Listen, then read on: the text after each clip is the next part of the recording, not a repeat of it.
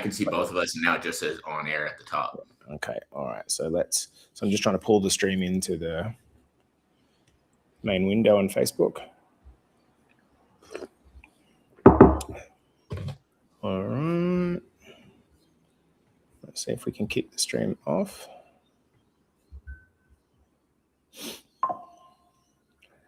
Ding, ding. All the notifications. It's nice getting to write a small bio about my mate. Hell yeah. All right, so let's all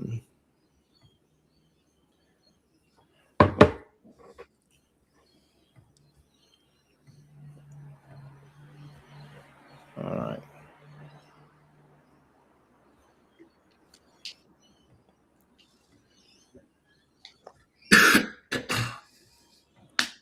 Come on, champion, kick in.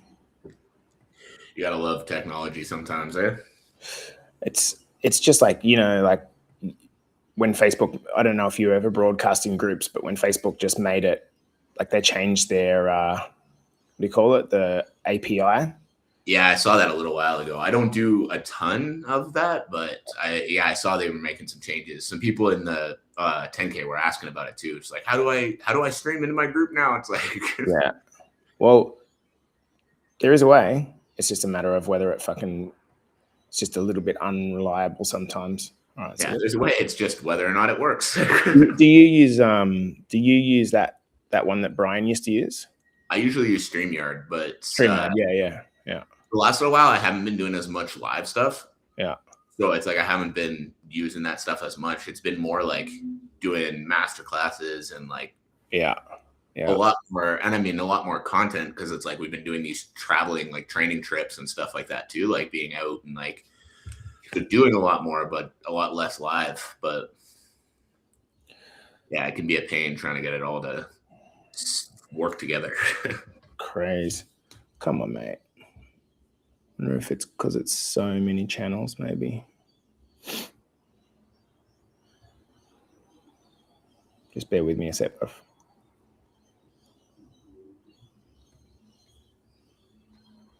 Come on.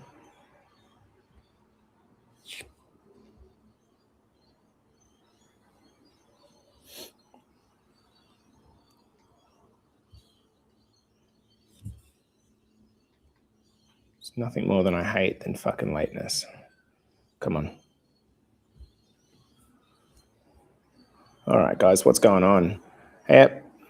All the team coming into my personal profile. I'm trying to get this to get streaming on our groups, guys. So if we just hold up for a sec, as always, Facebook's giving us a little bit of unjoy. So let's just do a reset on this and see if it will play along.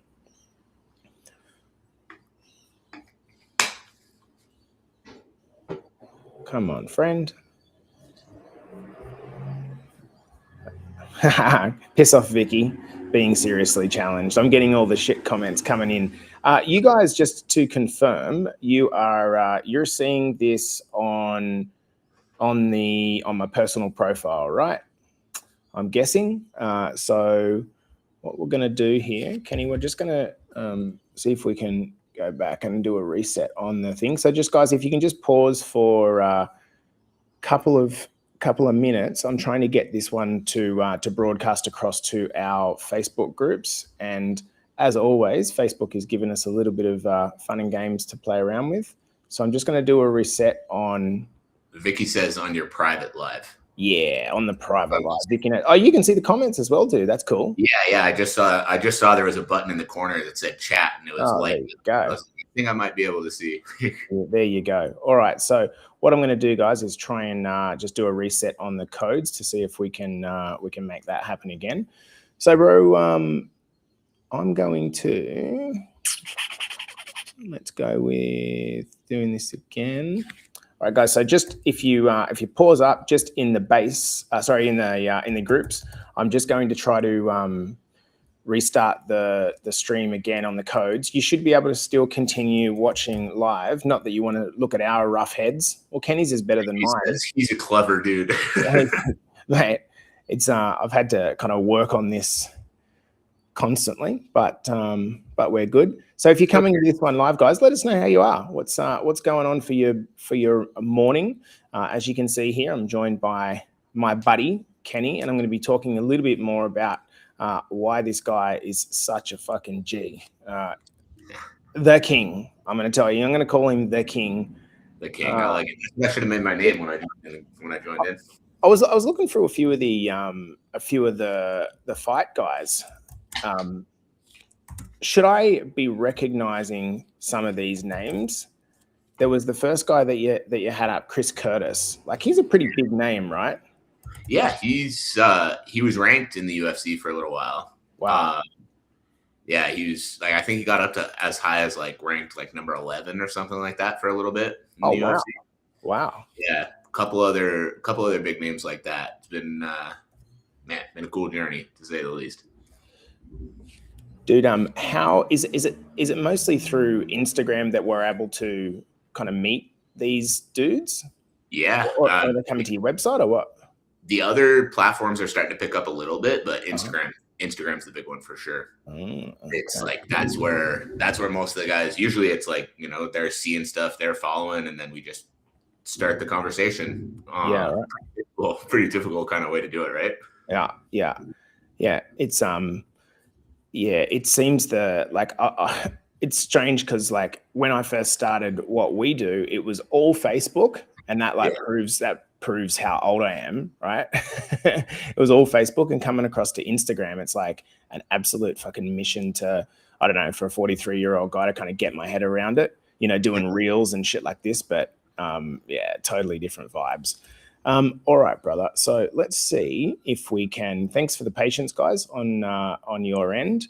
So let's see if we can pull a new stream live. If not, what I'm going to do is we're going to go anyway, and I'm going to redirect people into our academy, guys. So it looks like it's just not going to play. So we're streaming here everywhere else, which is fine.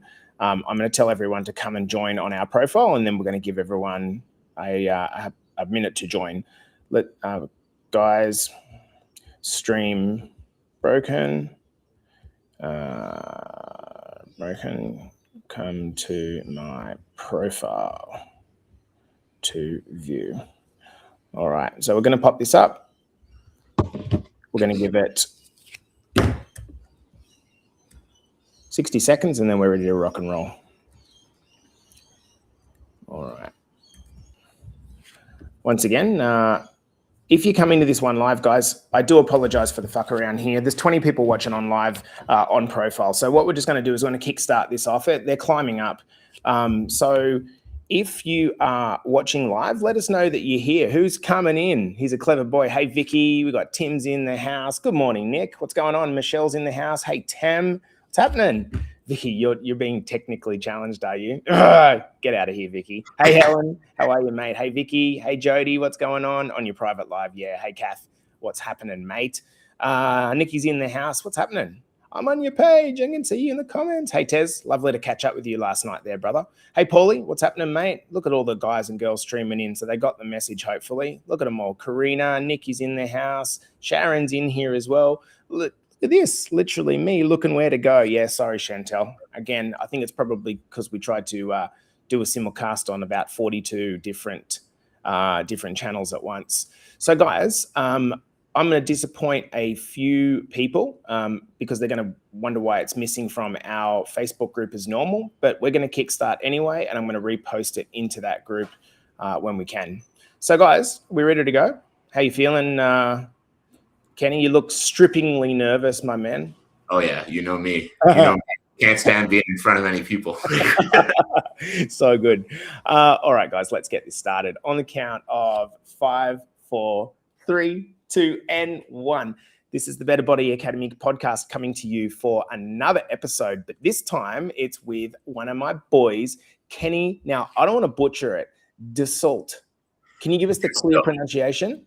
Dusseault. Dusseault. There you go. I haven't got my French right. Is that correct? Yeah, French. So, guys, the reason I wanted to bring Kenny in, this guy, like, if I'm just kind of shooting from the hip, I met Kenny probably, I want to say maybe 3, maybe 4 years ago, not that long. And I was kind of like I'm always like seeing these up and coming guys like in fitness. And how old are you? 33. 33. And I was thinking like, man, like there's something about this guy.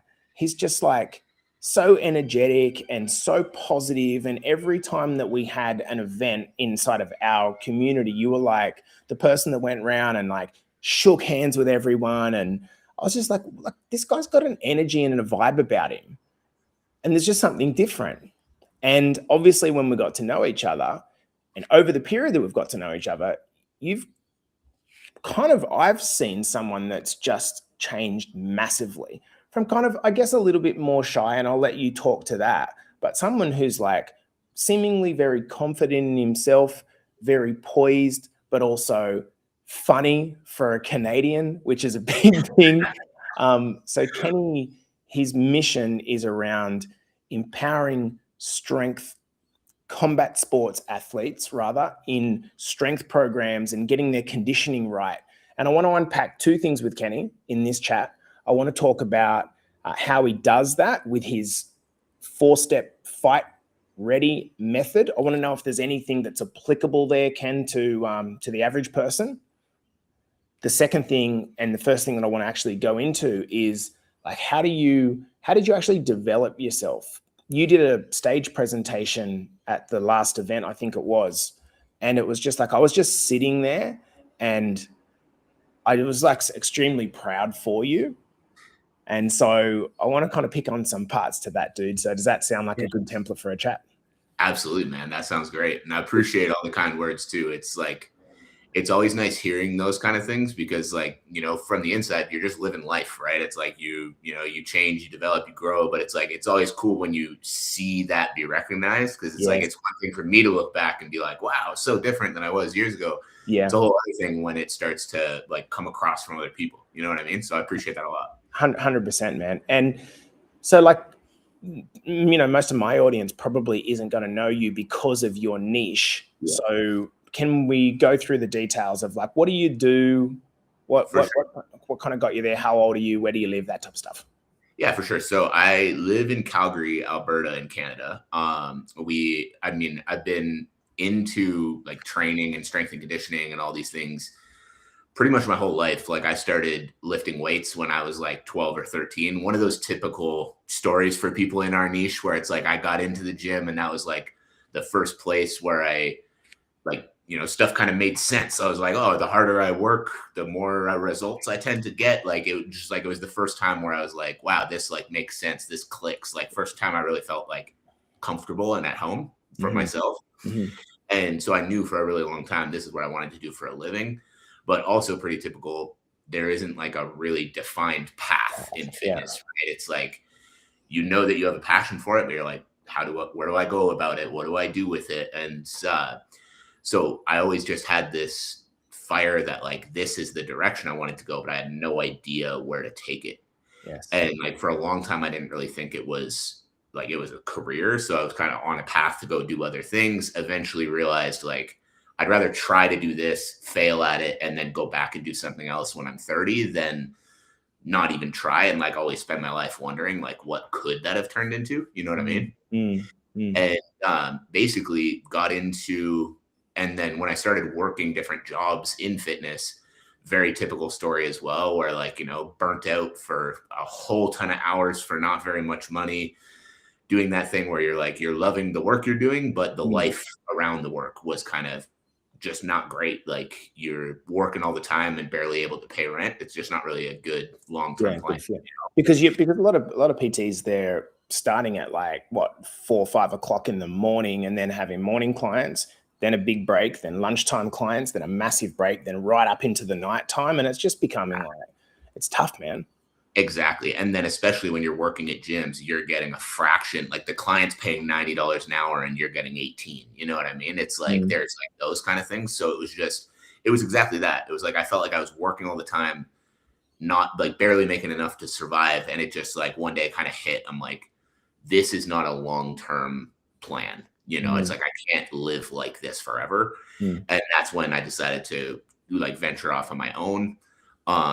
Venturing off on my own, like was working with kind of anyone and everyone. Started working with a few fighters at the last gym that I worked at, and like it was a conversation with Janelle like 3 or 4 years ago, where she was like, your niche is too broad in the business. Like you're trying to work with everyone, and when you're the expert to work with everyone, you're the expert to work with nobody, right? And then it's like eventually just hit where I was like, okay, if I had to pick a clientele, it's the fighters. Like I just loved it more than any of the other types of clients that I had. So I knew I had to go all in on that. So 2 points to interrupt you. Just if you're listening in live, guys, Janelle, as in Janelle that we interviewed approximately a year ago on this podcast, she actually did one, and it was like one of our best watched podcasts ever because she shared some like crazy stories. So she's one of our mutual colleagues. So what was it about fighters? Like what was that? Why? The big thing for me is I always wanted to work with athletes, and like I never fought growing up or anything. Like it wasn't like my background. But what I really liked about working with fighters, number one, is like within all the athletes I worked with, you wouldn't maybe think from the outside, but nicest, most humble, polite group of people I've ever spent time around. And I think like once you have that ability, like, you know, it's funny to say, but it's like once you walk into a room and know I could beat up anybody in this room if I wanted to, it's like the ego kind of disappears because you're like, I don't need to prove anything to anybody. Yeah. And it's like, so they're some of the best people I've ever been around. Isn't it great when you actually when you get to work with people you love? Because absolutely, for me, that was like, and he's actually watching on live, Terry, like people, 50-year-old guys used to come and say to me, oh, I'm probably too old. Like, just tell me what to do. And they'd say it in a kind of like a negative tone. And I was like, this is fucking awesome. They are open to learning. They're not like a 25-year-old guy that's saying to me, oh, I do this. I just need nutrition. That's all I need. It's like, they'd come as a blanket. And it's just so fulfilling, especially, you know, with the age, right? Seeing complete turnarounds, and you'd see some results which are crazy. Oh, 100%. And it's like, when you have that passion for the work you're doing, it's like, we were talking about that right before we started up, right? Like that past week for me, it was like somebody asked me, like, was it business or pleasure? It was a work trip, but I was like, yeah, both. Like it's such a pleasure to do that work when you love it. The other thing I really liked about fighters is the individual athlete. So it's like, we help with the conditioning, we help get them in shape. And it's like with a football player or, you know, like a lot of other team sports, one athlete can be in the greatest shape ever. They're one of however many athletes in the game, right? There's only so much impact they can make. Whereas like with a fighter, I know, I'm like, if they have good skills and they're in great shape, they have a much better chance to win their competition. So it's like the role I get to play in preparing them has such a bigger impact on what they're able to do that it's like, I just love that part about it too, you know? And during the time that you've been doing this, like the UFC, my understanding is like market has just gone crazy, right? Oh, it's been exploding the last like 5 or 6 years. So it's just like I jumped into the niche and then it just went. Mate, it was because of you. That's the reason why. It's because of you. Because of me. No other reason. let's just so we can kind of like really relate to my audience, particularly who are generally not fighters, although I can see a few of them, the blokes that have come into this, they've got pretty rough heads. Mate, to do what you're doing on your level, what did you need to change about yourself? Now, the reason I'm asking this question is because we have a lot of parents that would like to do something different to what they're currently doing in their career and in their relationships. Like, what habits did you have that you feel like in reflection were holding you back, or at the moment in time that you realize that you're like, fuck man, like I need to change this shit. I've got plenty of them, but I'm interested in hearing yours. Yeah, 100%. There's a bunch of different ways that I like, a bunch of different areas, but it's like the first one was back before I even started into this field. Like I was on a path to go be a teacher because like in my head doing this for a living wasn't realistic. And it was the mindset, like for me, it was the thought of, imagine if I immediately go to plan B. There's this thing I know I want to do. and I'm going to immediately say, nope, that's not possible for me. I'm going to go do this other thing. I'm like, I'm going to turn 40, 50, 60, somewhere in those numbers and be like, man, I didn't even try, And it's like the thought of not even at least giving it a shot was like that weighed on me a lot. And the way I looked at that too is I'm like, let's say I put 5 years of my life into this and it turned out not to be for me. Like, it didn't work. I just lost the passion for it, whatever. At least I can go into plan B and know that plan A wasn't a thing.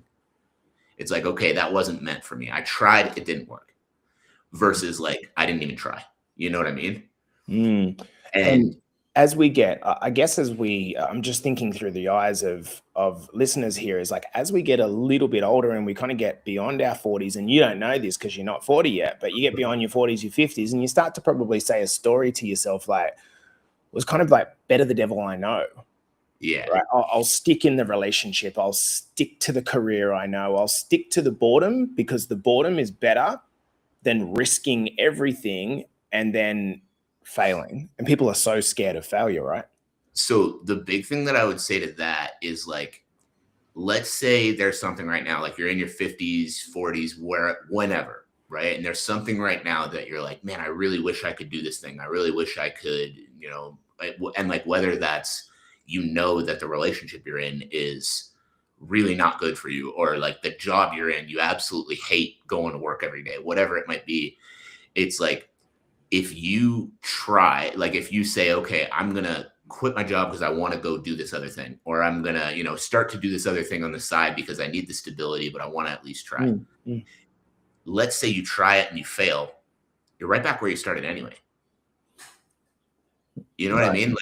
Like if for me, if I was a teacher at 30 and then I decided, okay, I'm going to quit, I'm going to do the strength and conditioning thing. I try that for 5 years. It doesn't work. Okay, I can go get another teaching job.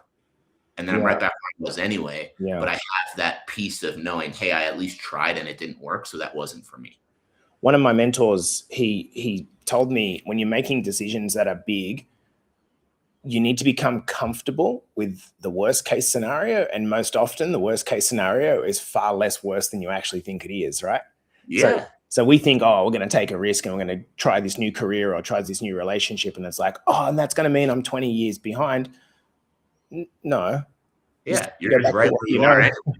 Yeah. You're right where you are anyway. And it's like, because if you're truly unhappy, like I know, I've never been married or anything, but I was in a long-term relationship that really wasn't good for me. And I remember like I was miserable every day. And at the time it was hard for me to wrap my head around leaving that relationship because again, the devil, right? But at the same time, it's like that relationship ended up blowing up anyway.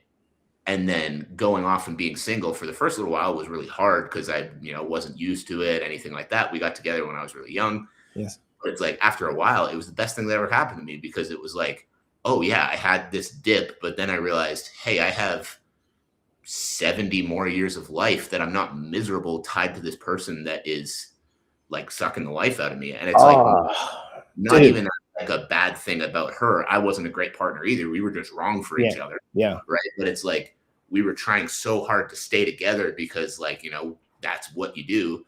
But at the same time, it's like staying together to be miserable versus taking a shot at being happy. It's like worst case, and that relationship ends. Okay, you're alone. You find somebody different. Bro, like, and like, this is the stuff that guys don't talk about. But I can remember it being exactly that situation, sitting in bed with my partner at the time, like laying in bed and just like every night, just sitting there thinking to myself, like, are we gonna be into? And I don't mean like having sex. I'm talking like, are we gonna be intimate? Like, are we gonna like? And it kind of just dawned on me that I'm actually just in bed with a friend, and it's really awkward and really weird. And I did it for like 3 years and convinced myself that it's going to get better. It doesn't fucking get better. Like it did. Your instinct is generally right, and I think that that's what a lot of people do with themselves. Keno, they kind of like they sit there. They're not happy with themselves. Like imagine a relationship with yourself just the same way. Try to convince themselves they're happy with themselves. Try to convince, no, I'm happy, I'm safe. And I think what COVID did was just knock the shit out of everyone because they realized that the security that they think they have can be taken away overnight, right? Well, and the other big part of that too, like people say like, oh, if you quit a job to start a business, there's so much risk. Your job, you could walk into work tomorrow and get fired. Yeah.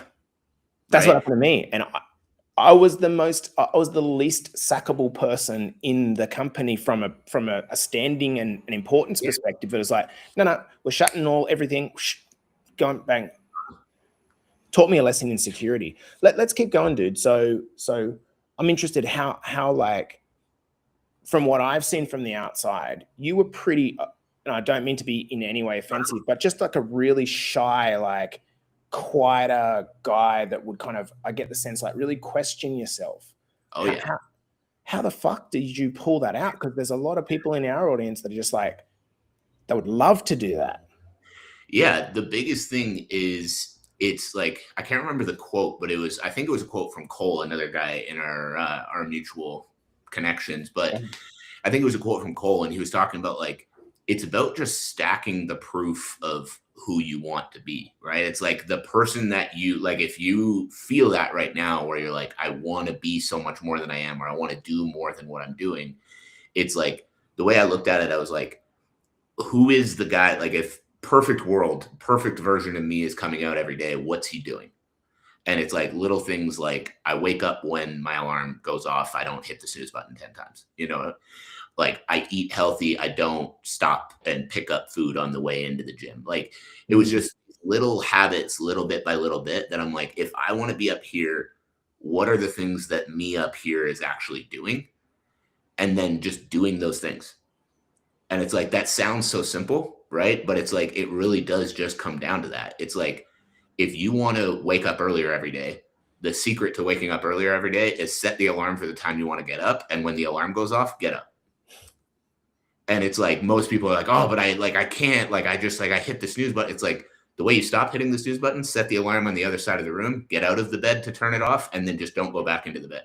And it's like, yeah, it feels hard at the time, but you can do it. And it's like, the more you stack that evidence of like, yes, I actually can do that with the little things like getting up at the same time, the more it starts to change the way you see yourself.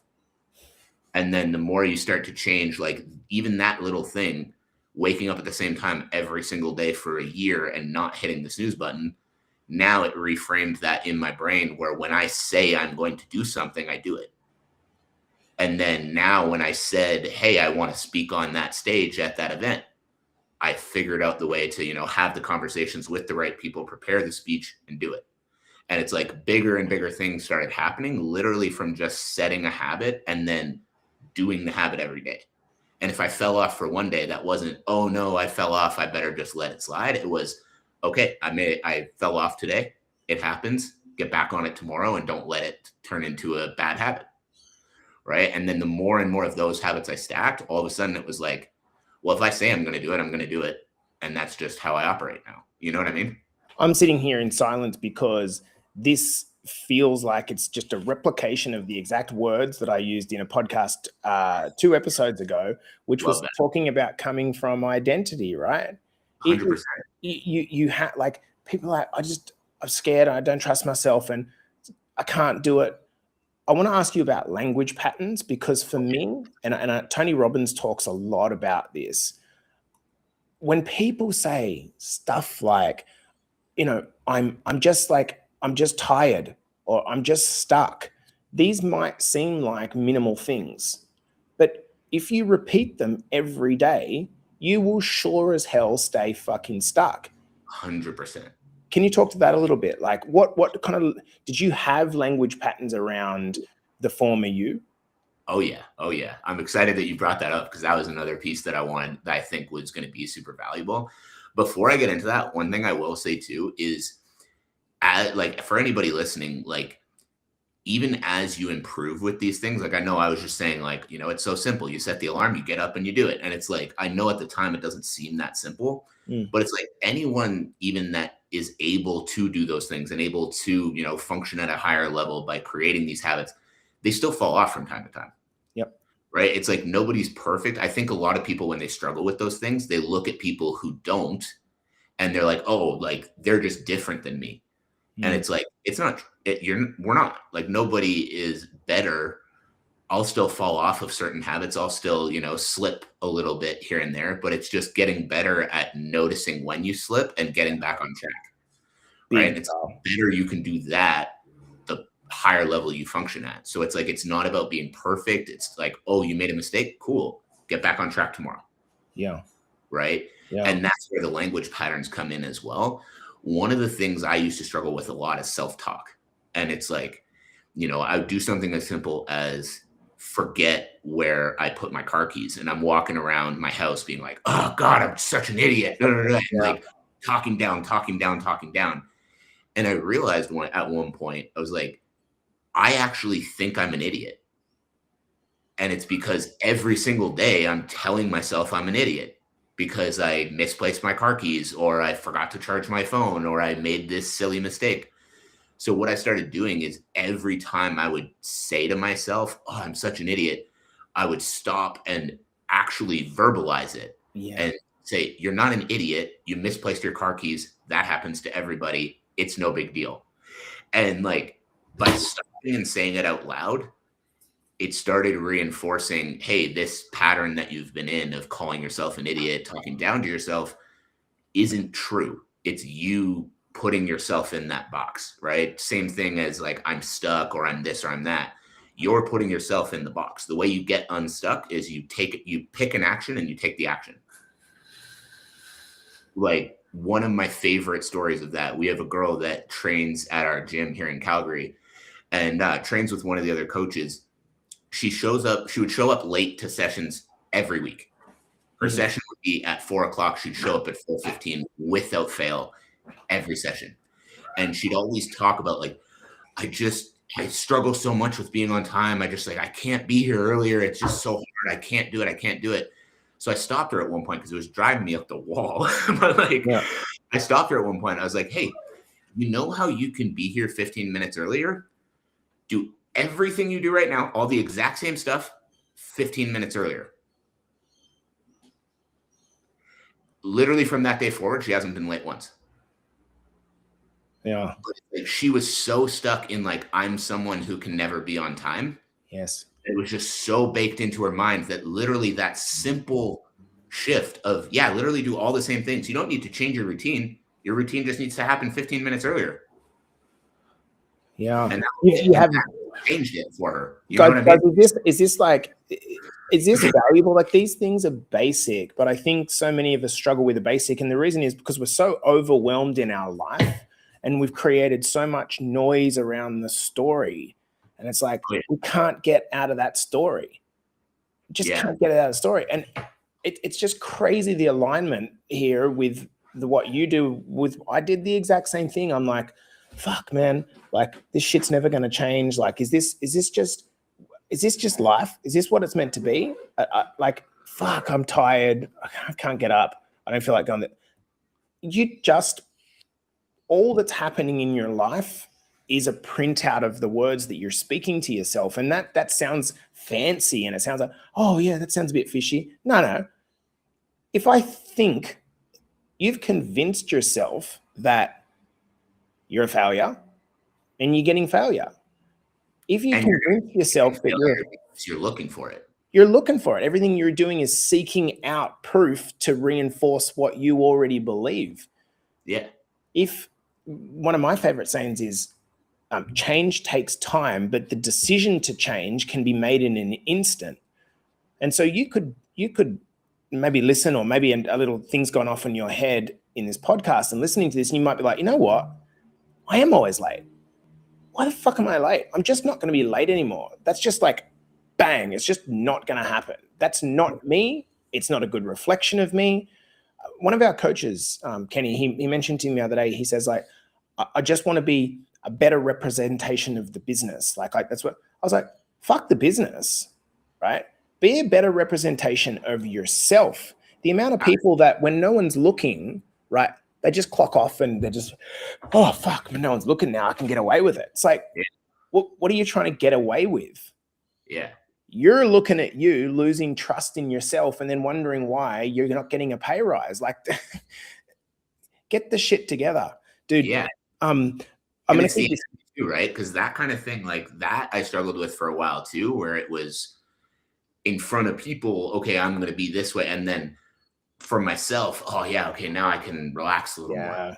But then it made me realize when I was showing up on social media or I was coaching people or I was doing this, I just felt inauthentic, Mm. right? I'm telling these athletes, hey, you got to train hard, you got to do this. And I wasn't doing it. I'm like, who the hell am I to tell these guys the way they should be training or anything like that if I'm not taking care of myself? Right. And then Yeah. it's like it made me not show up well for every other area because I'm not taking care of me. But Yeah. as soon as I started saying, okay, screw what anybody else has to say about it, like, what's the story I want for me?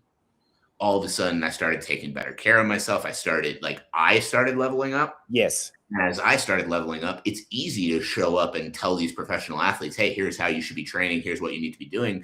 Because I know that if I look internally, I'm not perfect. I make mistakes, but I know if I look internally, I'm walking the walk. And when Yeah. I'm walking the walk, it's easy to like And that's show what up. that's what pisses me off about like that's the downside to social media is that you'll see like the curation of a feed looks like I'm training like an animal and I'm like to be honest, dude, like some of my training sessions are just I'm dragging my fucking teeth through the gym. Like, 100%, as we all are, right? yeah, and we don't see that part, which prompts me to want to show that more because if you can be consistent, you don't need to be intense, particularly as you're getting to you're kind of beyond 40 and beyond 50. The fact that you're showing up, not only is that helping your physical fitness, but you're still showing up. Yeah. Even if you're not losing weight, like, oh, dude, talk to me about like I jumped on the scales this week and I'm really disappointed because I didn't lose weight. It's like, but you showed up 3 times to the gym. You did 8,000 steps every day. You ate 80% whole foods. Like, can we talk to the identity that you worked on this week? The person you're creating this week, it's kind of like, no, I stepped on the scales, nothing happened. Well, 100%, right? And I think that like people get too focused on what they can show other people versus just what they're doing. Yeah. And like you can show someone, hey, I lost 2 pounds this week. You can't show someone, hey, I'm showing up better. Like there's not as much tangible thing, you know? And that was like a big part of what I talked about in August. It was like the vision for your life. It's like, screw what anyone else has to say about it.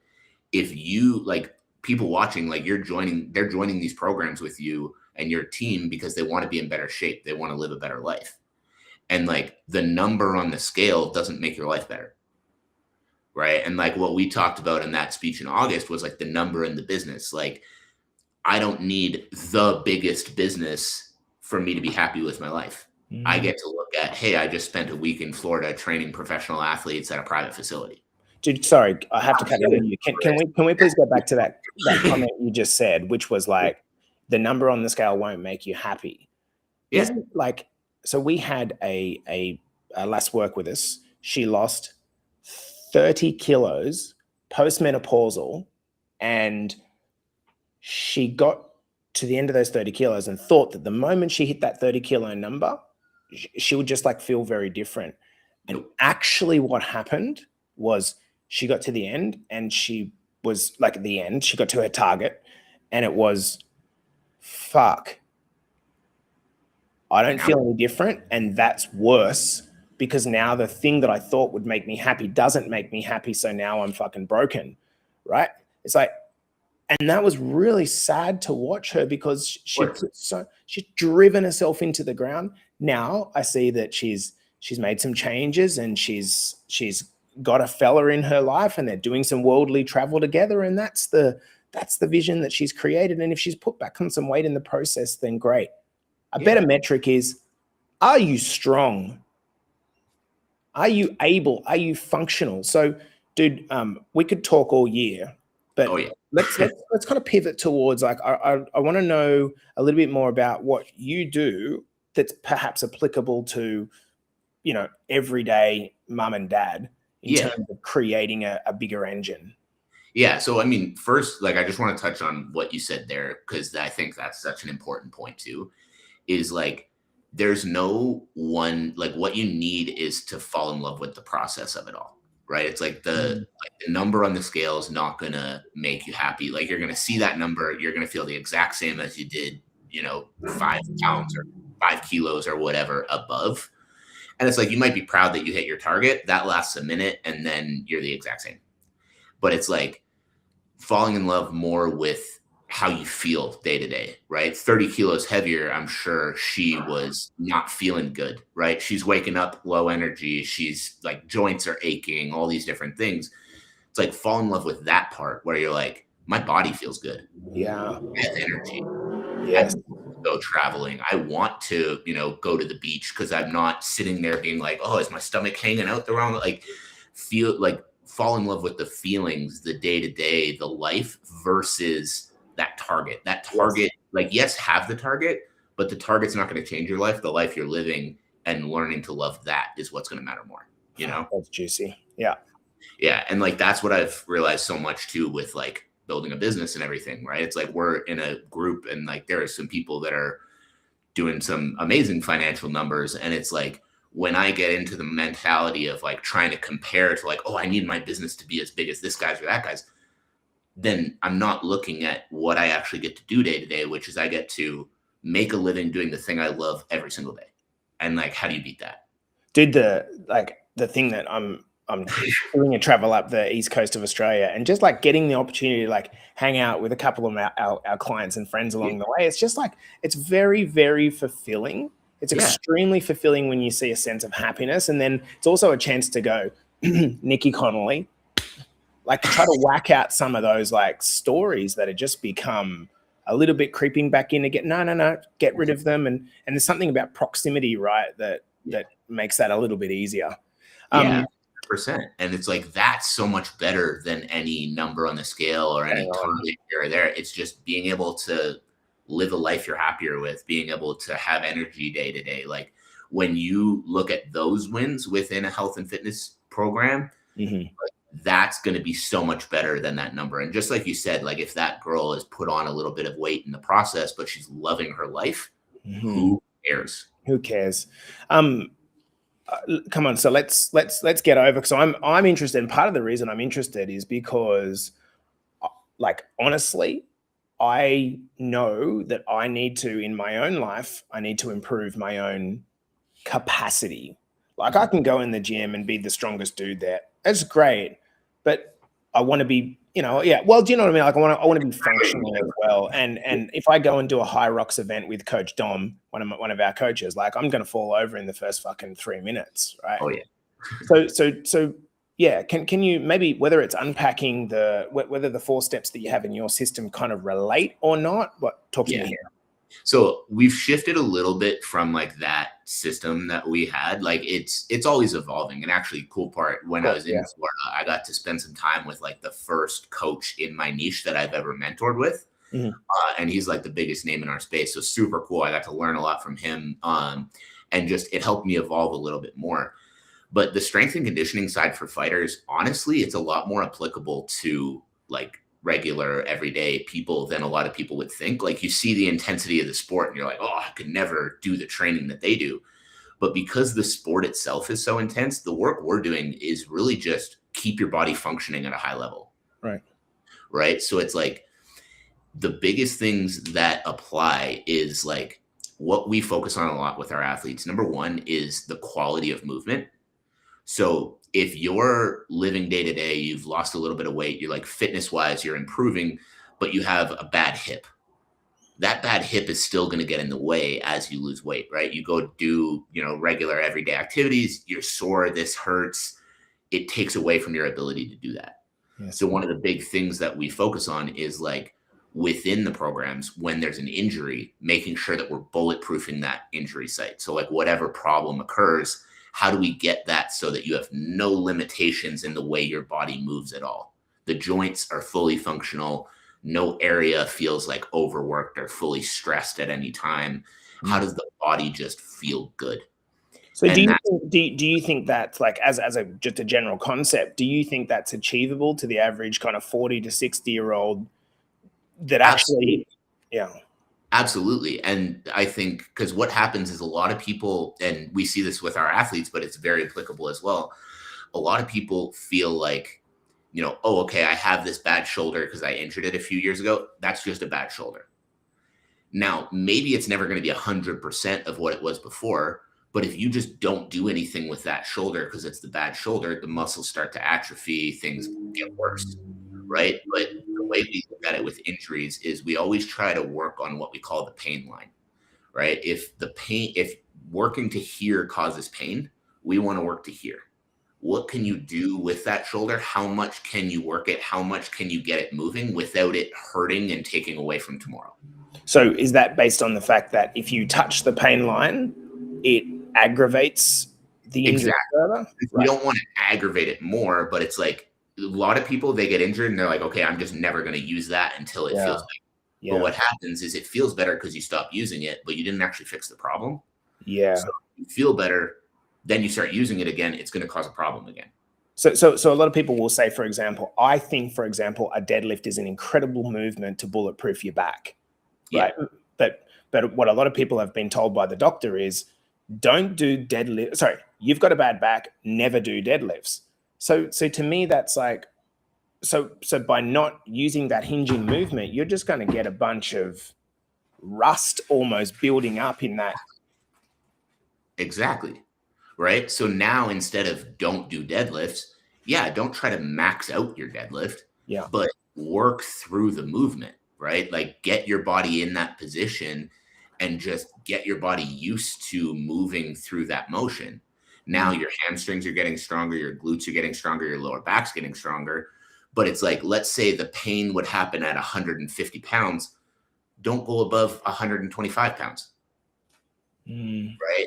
So it's like, keep doing the movement. Like your goal, no matter your age, should be to be able to fully move, to not have anything where you're like, I can't do this because this hurts. Right. And it's like, maybe you're never going to, you're probably not going to feel at 70 the way you did at 25. But if you could feel at 70 the way you did at 50 or 40, right, you're living a way better life. And that's, for us, that's longevity in the sport, right? If you just stop working on something because it hurts, well, then now for a fighter, if they injure their shoulder of their lead hand, they can't throw punches with that hand anymore. That can be a real bad thing for that athlete. Of course. Right. And for like people in your audience, obviously it might not be throwing punches, but it's like, if you have a bad knee and you love to hike, you have a bad knee and you say, okay, I can't hike anymore because I have a bad knee. Yeah. Well, then that's massively taking away from your life. But start working on like, how do I just, if I have no range of motion at all, how can I build that up to 20% of the range of motion, 50% of the range of motion? Maybe I can't do the hikes that I did 10 years ago, but I can still get out in the mountains and do a little something. As a general, like, let's just say someone has hip issues, for example, or some back pain. Is it as a general rule, is it a combination of, yes, we need to lose some weight to try to bear the joints less? That's the first step. But in addition to that, some combination of strength training and mobility 100% being the match? Yeah, 100%. Like people, a lot of times, again, when they have pain, right, doctor's first thing is stop doing that thing because that's going to cause you pain. But it's like, it's what version of that thing can I continue to do without causing pain? And then how do I build on that day to day? So an example might be, for example, I can't, like, for whatever reason, being in a conventional deadlift position doesn't work. But if I'm able to do, for example, like a hex bar deadlift, right. So guys, and building up muscles, but not doing it in the way that's causing you pain. And then over time, the goal should be that you could get back to doing a regular conventional deadlift, maybe not super heavy, but still be able to do the movement without causing that pain. How cool is shit? How cool is shit? Would it be, I'm the 70-year-old girl or guy in the gym that's doing hex bar deadlifts, right? Maybe with like 10 kilos either side. And it's like, I can still do that movement. And then you go out into the world, and running around with your grandkids is like, it's a cinch compared to what you're doing in the gym, right? Well, and that's, I think, such a big thing that people should take from this as well, is that doing that hex bar deadlift isn't about doing that hex bar deadlift. It's about what it brings to you. And it's like, that's another place where what we do is super applicable. I always tell my athletes, I don't care what numbers you can hit on any lift ever. And it's like, considering that's what we do, that's kind of a weird stance to take. Yes. Yes. But it's like, if you can squat 400 pounds, but you can't fight for 3 rounds when you have a 3-round fight, what's the I point? don't care that you squatted 400 pounds. The performance is what matters. Yes. So obviously, very different type of performance. But for you guys, it's not how heavy of a deadlift can I get? Yeah, that number's cool. But if you could deadlift 30 kilos more than you can right now, well, then when you bend over to pick your grandkid up, your grandkid could be 30 kilos heavier and you can still bend over and pick them up without causing the back pain. Bang on. And it's like, that's the thing that matters. So it's like you're doing these things and getting into these movement patterns, not because you need a heavy deadlift, but because your grandkid's getting bigger and you want to continue to be able to play. It's like, and it's like the stronger you are, the easier it is to do these things. Yeah. And if you want to be able to keep doing these things, keep focusing on getting stronger. Okay, so the first kind of entrance point is trying to maintain a functional range of motion for joints, and then what? Like, I'm interested in the metabolic kind of capacity. For sure. So when it comes to, I'll explain it in like the fight terms, and then I can kind of transition to like what that means. Yes. So the thing that you see when you come to my page, right, the 3 energy systems is always what we go into. And the first one is the aerobic system. So that's your baseline. That's just like, you got to keep going at a steady pace for a long time. That's your aerobic system. Mm-hmm. And then we have like the muscle endurance. To put it simply, the muscle endurance is the lactic system. And so this is like, that feeling that like while you're lifting like high rep sets, and then all of a sudden you've got that like deep burn in the muscle. Yes. That's the lactate threshold coming through. That's like, the muscle can't keep doing that. And then the alactic system is like more explosive stuff. For you guys, that would be a lot less applicable, I would say. But like for a fighter, that's like you throw a hard combination that gasses you out, that drops your energy very quickly. And so it's like the better that alactic system's trained, the more you're able to throw that hard combination, recover from it, and do it again throughout the whole fight. Mm-hmm. So it's like for more of general population, the biggest focus is going to be aerobic or like more metabolic, like the ability to keep the pace, right? Most activities you guys are doing, you don't need 100% power behind something. Now, obviously, if you're going to like high rocks or something like that, depending on the event, there's times where that's going to be more useful. But the biggest focus for you guys is really the baseline. So it's like that strength through range of motion. So being able to get into these different positions and feel confident and comfortable in those positions. And then that's the aerobic system, the ability to just maintain effort. Mm-hmm. 2 ways that we go about training it. Number 1 is capacity, where it's like in whatever modality feels good. That can be a run, a bike, rowing machine, whatever you have access to and whatever feels comfortable. Go for 20 to 30 minutes at a pace where like talking is difficult, but you could maintain like kind of broken conversation. Mm-hmm. 20 to 30 minutes. Yeah. And like what that's doing essentially is helping your body recover, right? Because like that's when you get sore and stuff like that, that aerobic system is working through those toxins in the body that are making you sore and flushing those out of your system. And then the other thing is like, again, as an example, running around with the grandkids, right? I have a little niece and nephew. And when I was back home at Christmas time, I was with them and I was like running around, having a great time. Your ability to continue to do that and not like feel like you need to go sit down. Mm-hmm. That's going to be the aerobic system. You're like, because as you use your energy, the aerobic system's just coming in and feeding you more energy. Yeah. Right. So capacity, like the 20 to 30 minute at a high, steady pace, or the other way we do it that makes it a little more challenging. So this would be more like if you've got people that have been in the program for a while, they're getting to the point where like they're pretty fit, but they're looking for more challenges. Yeah. This would be where I'd get into more stuff like this, where it's like 2 minutes at the highest pace you can keep. So that doesn't mean like 100% you're trying to max it out. Yes. But it's like if you're on an air bike and you look at like the RPM, like the rotations per minute, around what number could you keep for the whole 2 minutes? Yes. And then your goal as you do those kind of sessions more is just to increase that number a little bit. If you start noticing you're trying to increase that number and it starts decreasing, well, then now you know, okay, this is how high I can. And then your aim is to just increase that little bit by little bit. Yeah. And the higher you can maintain that pace, basically the quicker your body's going to recover and the more energy you're going to be able to keep before I am, and it's probably a little bit of a running joke, but I am misinterpreted amongst our guys of being like completely against cardio. Guys, let me just say, wait a second. I am not completely against cardio. I say this all tongue in cheek. What I am against is you smashing yourself with lots of cardio, not doing any strength training, and then wonder why things aren't happening for weight loss. Yeah. But and again, the reason that I have this personal desire is because I want to have capacity and capacity at really two levels. Not that all out crazy 10-second hit, but I want to be able to maintain. I want to be able to just maintain long term, right? Yeah. At slow pace, I want to be able to keep up with life as a baseline.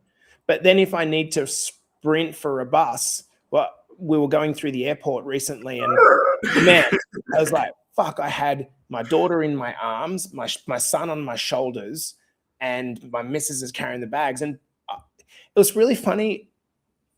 Like, dude, this is like such a weird thing to be proud of, but we had to sprint through, I can't remember what airport it was, for maybe 10 minutes in this huge airport. And I'm 43, she's 42, right? I got 2 kids, she's got 30 kilos of baggage, and we're both sprinting through this airport. And I'm like, we made it. And we're fucking sweaty. A lot of families can't say that. They can't. Right? Oh, we have to get across the airport in 10 minutes. Guess we missed our flight. We missed our flight. And that's what Janelle shared in her story. The moment she changed was when she could see her kiddo out of the car, getting on the side, and she's like, she couldn't save her. And it was lucky that I think it was her dog come and got involved. It was like, oh, dude, like even just hearing that now, like from you, gives me goosebumps again. Because like I've heard that story before from her, but it's like just even hearing that now, it's like, oh, and it's like crazy. That thing's so powerful. But like what you were saying about the story with the airport, it's like that's what I mean when I say performance matters. Right. Right. It's those little things where it's like a lot of families, that's a missed flight or a missed bus or whatever it is for them, right? But for you guys, that's like a challenge. You're like, and it is. It's like, oh mate, it's on the other side of the airport. You probably no chance. Whereas you're like, it's on the other side of the airport. Let's do this. Yeah, and it's a different kind of outlook on life. Hey, so what I'm going to do is we have a coaching call for our girls starting in 3 minutes. So I want to wind this one up. But if I can ask you, do you think you'd be able to come back and speak to more our elite clients so 100%. that we could give some more direct guidance? Just if you are in elite, guys like Lapo and Paul and Vicky, would this be something that you guys are interested in? Kaz and Pascal, are you interested in hearing more about this kind of direct performance-based stuff? And that would include, for example, on stretching. I think this is a really misunderstood topic. Yeah. Should I be sitting there doing a hamstring stretch or not? It's like, well, there's probably better ways to do this. And we've got the girls and guys saying yes in the comments. Yeah. Oh, absolutely. Because it's like the big thing with performance is really look at the things that you're limited in right now and ask, what would I need to be able to do in order to be able to do that again? Right. Okay. So it's like, if it's the hiking with the bad knee example, okay, we got to work on fixing up that knee. And then it's creating the plan around, like on top of just the regular workouts, what can we add to focus in on fixing that to get you back to that activity? And it's like, whatever the activity, that's the number one focus. But 100%, I'd love to like come back and dig deeper into that stuff. Cause like that stuff's so fun for me, like, especially with our athletes and the way it translates over. So yeah. Okay. We'll do that in our elite group. What I'll do is before we close this one out, guys, because like I said, we have to go to a coaching call, just like any nugget that you kind of, in thinking about what we'd cover in this podcast that you kind of wish I'd asked, and maybe we go back to the kind of mindset component potentially that you thought, like, I just think this is a piece of wisdom that is worth knowing. Yeah. I mean, like, I think if I can like really push anything from the mindset side of what we were talking about, I think if I can push anything, it's number one is understand it's not about perfection, right? It's like, I think a lot of people look like, people in your program might look at you and think like, wow, he's 43 and shredded. Like he must be perfect and never make a mistake. Whereas like you were saying, or like he must be perfect and like always be so motivated to train. But like you were saying, it's like there are days where you're dragging your ass through the gym. Right. And it's like, so understand no matter what stage you're at, you're looking at people above you going, oh, they must be perfect. They're not. Like, they're just like you. They've just mastered a few more of the habits, or they're just like you. But when they have the voice saying, oh, I don't want to train today, they know how to make themselves go anyway and just drag themselves through it instead of saying, oh, I'll do it tomorrow and then not getting back to it. And it's like, so instead of getting discouraged that like you feel like you're not far enough yet, understand everybody that you feel like is further than you still makes mistakes, still struggles. They're just getting better at teaching themselves to do it anyway. I love that, because selfishly, that's reassurance for me. Because we do, don't we? And like, it's hypocritical that we kind of coach our clients, but at the same account, I think to myself, like, how the fuck is that guy doing all of those things? Like, what the fuck? Yeah. You are right. The only difference is he's got a mindset level that I haven't yet achieved, and it's through learning some stuff and the implementation and repetition of a way of thinking. I love that, mate. And like the last little bit on that, and then I'll be done because I could talk about this stuff all day, but it's like the last little bit on that too is whatever you want is accessible to you. Like if you want to be at a certain weight, you want to, live a certain way, whatever it is accessible. It's just, again, learning what that version of you takes and then starting slowly but surely to start doing those things. And it's like people look and think, I can't have that. It's like, you can have that. There are just certain things you need to do that you're not doing yet. But if you figure out what those things are and you start doing that, whatever it is that you're trying to get to, like that is accessible. You can achieve it. It's just a process that you haven't gotten far enough on yet. My God. Well, this is the first time Kenny and I have spoken like properly in maybe 6 months. And I feel coached by a guy that's 10 years my junior, which is so cool. Dude, publicly, super freaking inspired by you, man. And just like, and privately, you just are such a beautiful fucking human. And I feel very like, in the same way that my clients feel very, very connected to their audience, and it's because of the individuals in there, to their community, the individuals in there, bro, just like the warmth of being able to reach out to someone like you and saying, hey man, just want to get on a podcast and shoot the breeze about a bunch of different topics, and you being like, yeah, dude, let's do it. I hope to be able to do more of that. Guys, can you whack on your Instagram handle? Because there's going to be a few guys and girls that are going to want to follow. Yeah. Just put it in the chat, or how? Well, tell us first. Oh, yeah. So Coach_Dusseault. Grab the spelling from my name on the screen there, because I know whenever I just say my last name, some of the spellings that I get are hysterical. Yeah. So if you do want to follow, then yeah, grab a screenshot of the last name there, because I could see struggling to remember it later. Yeah. Well, I will. I'll put the link and share the link in our client groups. Guys, this has been the Better Body Academy podcast, coming to you for another episode with the handsome, very time generous Kenny Dusseault. We'll see you guys in the next episode. Peace. Man, thank you. Look at the comments. They love you. They fucking love you, buddy. So what I'd love, just we are still live streaming, but podcast over. What I'd love, so we have our base clients, and predominantly the major metric that we're working through is some body recomposition, losing some weight naturally, first part of the journey. And then for those that have a hunger for it, there's that like, fuck, I want to push this a little bit more. Like, and that idea, we've got some guys that are gone from being 20, 30 kilos overweight, and I met a couple of them last night, to now coming from Australia at 52 and 61 years old, running into the Boston and New York marathons. That's like so cool. at sub, like close to 3 hours and 30-minute times as well. Mental. And I think just hearing what they're doing, because I think a lot of people would look at that and go, now not that a marathon's everything, but they'll probably look at that and go, well, I can't do that, like you said. Yeah. What does protocol or path look like to really dial in that cardio capacity? Let's not speak about it now, but that's the type of stuff I'd like to unpack. Yeah, 100%. It's definitely something we can do at another time too, is like get deeper into that. It's like, I mean, for anybody that's looking at something like that and thinking, oh, I couldn't do it. It's like, just think about these two guys, exactly what you just said, 20 to 30 kilos overweight to being able to do it. If they can do it, why can't you? Why can't I? And like, that's been such a big question for me for so long too, where it's like anything that I see that I have that same feeling where I'm like, well, this person did it. Why, if they can do it, why can't I? Yeah. And it's like, not as like a, like there are a lot of people that inspire me a lot, but then it's like more and more I realize that I'm like, that person inspires me because they've done stuff, but like, there's no reason that I couldn't also do those things. Right. But it's like and I think the big thing that a lot of people struggle with too, you got to start with where you're at. Like if you're currently 30 kilos overweight, you're probably not thinking marathon. And if you try to start training for a marathon, that's going to be real bad for you real quick. Yeah.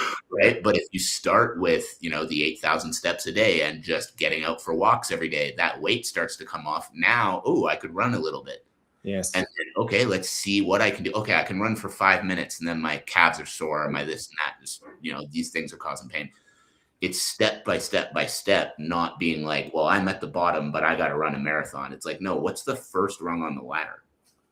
Right. And it's like finding the rungs on the ladder until the marathon becomes believable. Dude, just what you just said then around the pain line before, and that's actually just a really, really good concept to operate just below the pain line. It's like, to the person that's, wanting to pick up some running, the first thing that happens when you start running, you're just like, why the fuck am I running? This sucks. My calves hurt, my feet hurt. It's like, cool. So just operate, whether you put a percentage on that, like 5, 10%, 20% below the pain line, and let's get comfortable at that level before.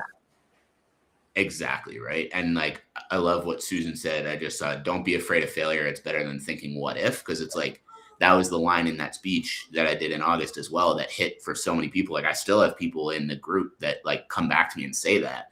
It's like, we get so naturally conditioned to like, think about what if it doesn't work out? What if I start this weight loss journey and I don't lose the weight? Right. Instead, what if it does work out? What if you start this weight loss journey, you lose the weight, you start getting back to all these activities you used to love? You know what I mean? Like, isn't it at least worth taking a chance that, hey, I might do this and it might get me all these things that I want? But it's like, we're so conditioned to go, what if it doesn't? That we just stay where we're at. But it's like, yeah, but what if it does? Like, what if you try and it works? What if you try and you get all these things back that you don't have anymore? What if your life just like completely blows up and changes and you're like, what the fuck? It's like, fuck, man, I wasted 10 years. Oh, don't get me started, dude. We're gonna wasted 10 years wondering what if it doesn't work out, and then eventually you're like, oh, what if it does? And then it does. Fancy that. Look, brother, we're gonna leave it there, mate.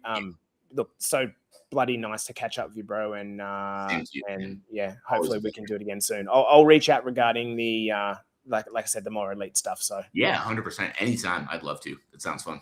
All right, my guy. Take care.